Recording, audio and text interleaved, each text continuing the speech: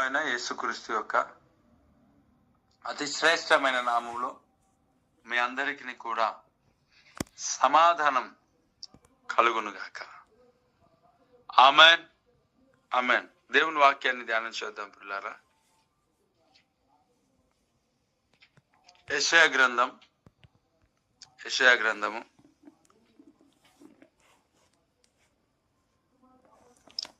46వ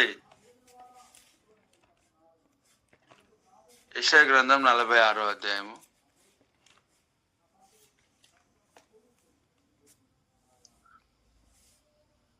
యెషయా గ్రంథం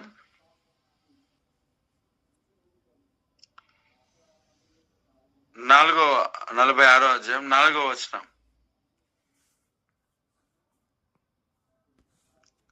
ఇక్కడ దేవుని సన్నిధిలో ఒక మాట నేను చదువుతున్నాను. పిల్లారా, ముదిమి వచ్చు వరకు నిన్ను ఎత్తుకొను వాడను నేనే, తల వెంట్రుకలు నెరయు వరకు నిన్ను ఎత్తుకొని వాడను నేనే చేసి ఉన్నాను, చంక పెట్టుకొని వాడను నేనే.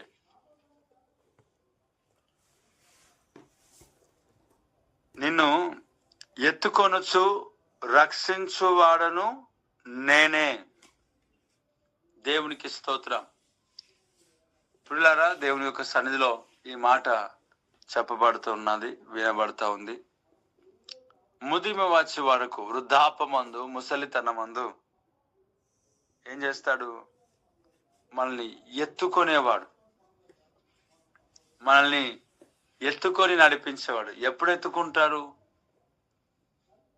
దేవుని సన్నిధిలో ప్రియులారా, ఎవరినైనా ఎంతకాలం ఎత్తుకుంటారు? ఎంతకాలం మనం ఎత్తుకుంటాం మన పిల్లల్ని? ఎంతకాలం మనం సంకలనం ఎత్తుకొనబడతారు వారు? ఒక 10 సంవత్సరాలు ఎత్తుకొనబడతారా? 20 సంవత్సరాలైనా ఎవరైనా ఎత్తుకుంటారా? ఒక వ్యక్తి పెద్ద అయ్యే వరకు మాత్రమే ఎత్తుకుంటారు కదా. వారు బాలురుగా ఉన్నప్పుడు మాత్రమే ఎత్తుకుంటారు కదా. ఒకవేళ పెద్ద అయ్యాక ఎత్తుకునే వారు ఎవరైనా ఉంటారా? అసలు ఎవరు ఎత్తుకోరు అలాగా. ఎందుకు అని అంటే వారు పెద్దగా ఉన్నారు, వారు పెద్ద అయ్యారు, వారికి ఎత్తుకోవడం కుదరదు, ఎత్తుకోవడం వల్ల పడదు. కానీ దేవుని వాక్యం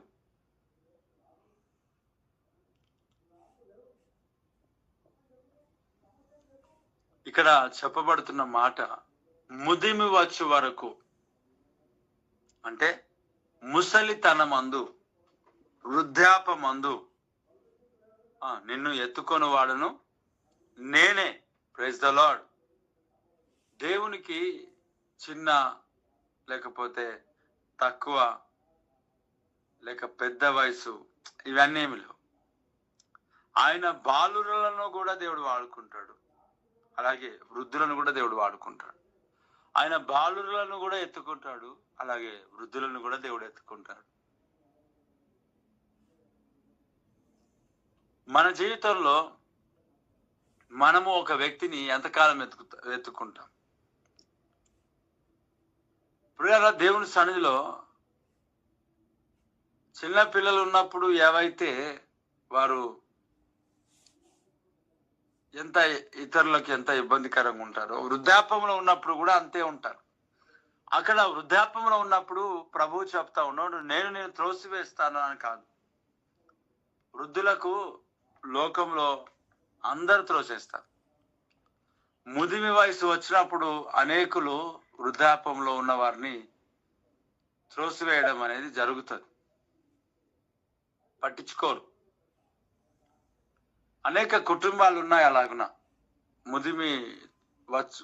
ముది వయసులో ఉన్న వారికి చాలా మంది పట్టించుకోరు, వారి పని వారు చేసుకుంటారు.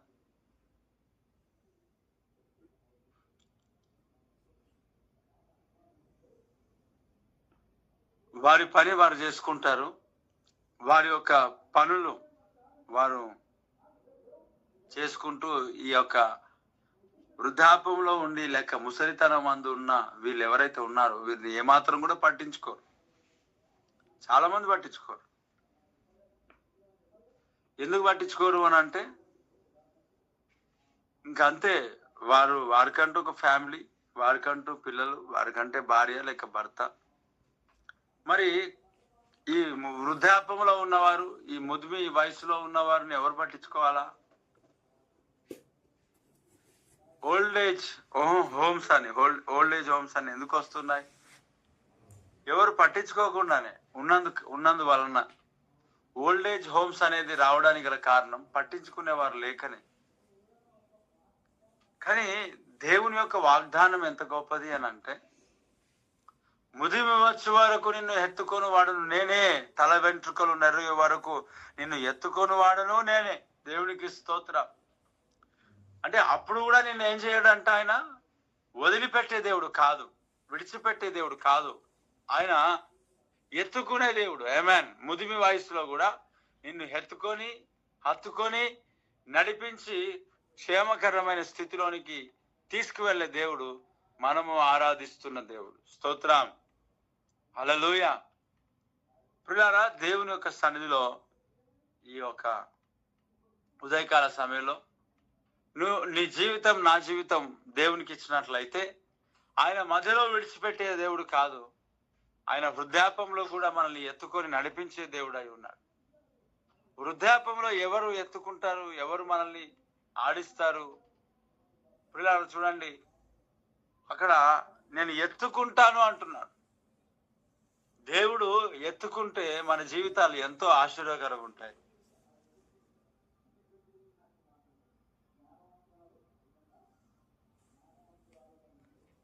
దేవుడు ఎత్తుకుంటే మన జీవితాలు ఎంతో దీవెనకరంగా ఉంటాయి, ఆశీర్వదకరంగా ఉంటాయి. దేవుడు ఎత్తుక్కోవాలి మనల్ని దేవుడు ఎత్తుకుంటే అనేకులకు కనబడతాం. ప్రియ దేవుని బిడ్డలారా, చూడండి, ఈ యొక్క ముది వయసులో ఉంటున్న వారిని అనేకులు తృణీకరిస్తారు. వృద్ధులలో అనేకులను మనుషులు తృణీకరిస్తారు. సొంత వారే తృణీకరిస్తారు, పట్టించుకోరు, ఇంట్లో పెట్టుకోరు. పెద్ద ఇల్లు కడతారు, వారికి కూడా ఒక రూమ్ కట్టాలంటే కట్టరు. కొన్ని కుటుంబాలు నాకు తెలుసు. ఆ కుటుంబాలు ఎలా ఉన్నాయంటే, భార్య భర్తలు, పిల్లలు ఏమో ఇంట్లో పడుకుంటారు. ముసలితనం అందు వృద్ధాప్యంలో ఉన్న తల్లిదండ్రులు లేక ముసలివాడు, ముసలి తాత, ముసలి అవ్వ ఎవరైతే ఉన్నారో వారు బయట పడుకుంటారు, రేకుల షెడ్ క్రిందట. నేను చాలా మందిని చూశాను, పట్టించుకోరు. ఏది మాట్లాడినా పట్టించుకోరు. ఏ నొప్పి ఉన్నా వాళ్ళు అలాగే మాట్లాడతారు, వాళ్ళు అలాగే అరుస్తారంటారు.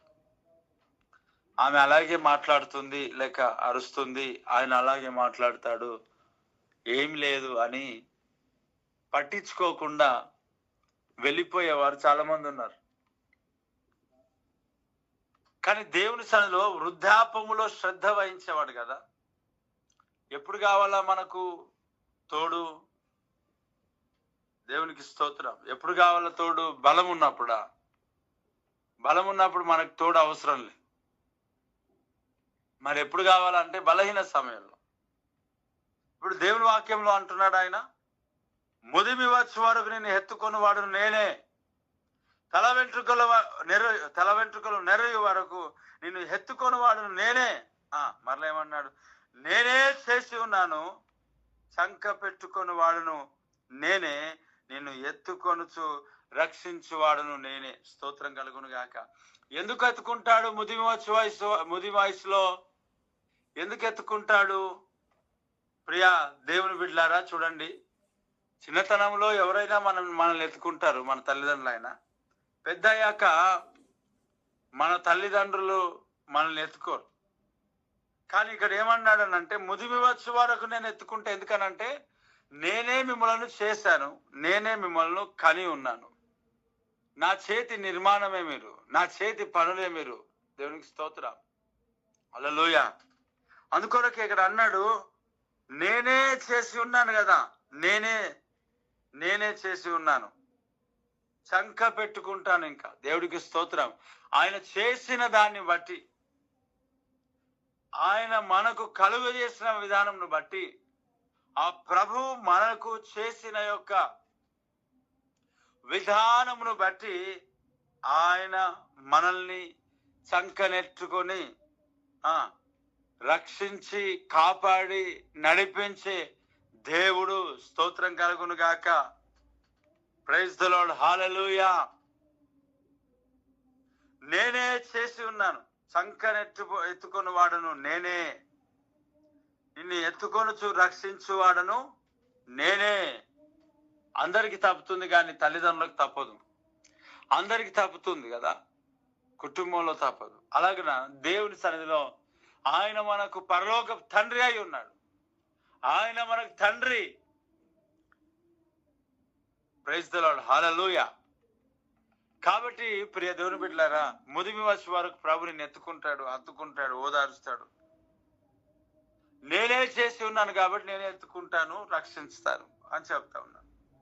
ప్రభువు మనల్ని కలుగు చేస్తాడు. ప్రభువు మనకు క్షేమంనిచ్చాడు. ప్రభువు అరచేతిలో మనం చెక్కి ఉన్నాడు. అందును బట్టి ఆయన మనల్ని చంకనెత్తుకుంటున్నాడు. Praise the Lord. హల్లెలూయా. నేను ఎత్తుకొనుచు రక్షించువాడను నేనే అంటున్నాడు. ఎందుకోనంటే ప్రియులారా, దేవుని సన్నిధిలో ఈ మాట, ప్రభు సన్నిధిలో ఎందుకు ఎత్తుకొనుచున్నాడు, ఎందుకు కాపాడుతున్నాడు అంటే ఆయనే చేశాడు కాబట్టి. భయపడకు. మనల్ని కన్న తల్లిదండ్రులు మనల్ని మరుస్తారేమో కానీ, వారి తాతలను, వారి ముత్తాతలను అందరినీ కనిన ఆ పరలోకపు తండ్రి, లేక అందరినీ సృష్టించిన ఆ పరలోకపు తండ్రి మనల్ని ఎప్పుడు కూడా చేతిని విడిచిపెట్టే దేవుడు కాదు. కాపాడి నడిపించేవాడు. కళ్ళు మూసుకుందాం. మహాగుండా ఈ మాటలు ప్రతి బిడ్డ జీవితంలో ఫలభరితంగా మార్చి అక్కడికి సిద్ధపరిచి నిలబెట్టమని యేసు నామమున అడుగుచున్నాను తండ్రి. ఆమేన్.